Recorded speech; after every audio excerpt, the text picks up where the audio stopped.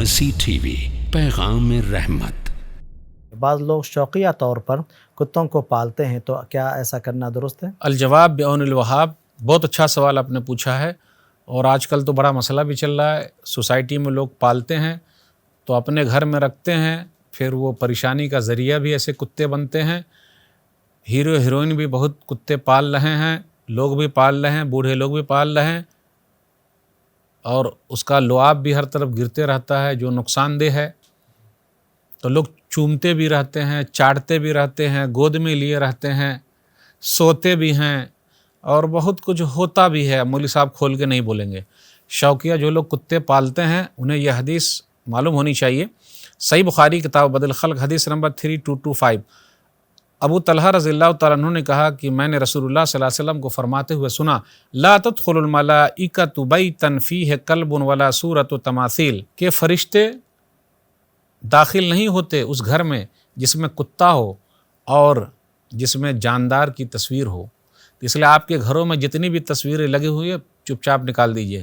گھر کے اندر کتے ہیں اس کو ہٹا دیجئے، مت رکھیے، کیونکہ رحمت کے فرشتے داخل نہیں ہوتے ہیں۔ تو جب رحمت کے فرشتے داخل نہیں ہوں گے تو گھر کے اندر برکت کیسے آئے گی؟ کہیں کہیں پر آپ دیکھیے سوسائٹی میں یہ لوگ پالتے ہیں تو جھگڑا ہو جاتا ہے، کتے کو لے کے گھماتے ہیں، اس کے قانون بنے ہوئے ہیں، تو اگر گھر کے اندر گھسیے تو آپ کو کاٹ لے گا، اور کتنے لوگوں کو کاٹ لیا ہے، نوچ لیتا ہے، تو پریشانی تو بہت زیادہ، کتنے لوگ گھبراتے ہیں۔ تو فرشتے کیا، انسان بھی آپ کے گھر پہ نہیں آئیں گے، اور ہو بھی رہا ہے۔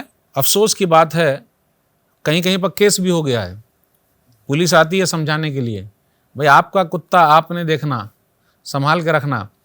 اور کتے کے لعاب میں بیماری ہے، اس لیے آپ دیکھیے گا حدیث کے اندر منع کیا گیا ہے، کتا جس برتن میں منہ ڈال دے تو اس کو 7 مرتبہ دھونا ہے، اور 1 مرتبہ مٹی سے دھونا ہے۔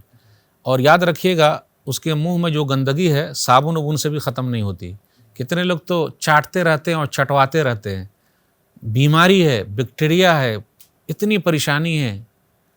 اور الحمدللہ حدیث کے اندر جو آیا کہ مٹی سے ہی اس کی گندگی ختم ہوگی، دنیا میں کوئی صابن نہیں جو ختم کر سکے۔ تو واقعی حدیث نے پروف کر کے دکھا دیا ہے۔ نبی صلی اللہ علیہ وسلم نے فرمایا، صحیح مسلم کتاب الطہارہ حدیث نمبر 279، ابو ہریرہ رضی اللہ تعالیٰ عنہ کہتے ہیں نبی صلی اللہ علیہ وسلم نے فرمایا، طہور اناء احدکم اذا ولغ فیہ الکلب ان یغسلہ 7 مرات اولاہن بالتراب، جب تم میں سے کسی آدمی کے برتن میں کتا منہ ڈال دے تو چاہیے کہ 7 مرتبہ دھوئے، اور پہلی مرتبہ مٹی سے دھوئے۔ تو یہ ہونا چاہیے کہ ہم مٹی لگا دیں، یا پھر 1 مرتبہ پانی ڈال دیں پھر مٹی لگا دیں، تو 7 مرتبہ دھونا ضروری ہے۔ اس سے کم دھوئیں گے تو وہ گندگی نہیں ختم ہوگی، اس کے منہ سے جو بیماری پھیلتی ہے وہ ختم نہیں ہوگی۔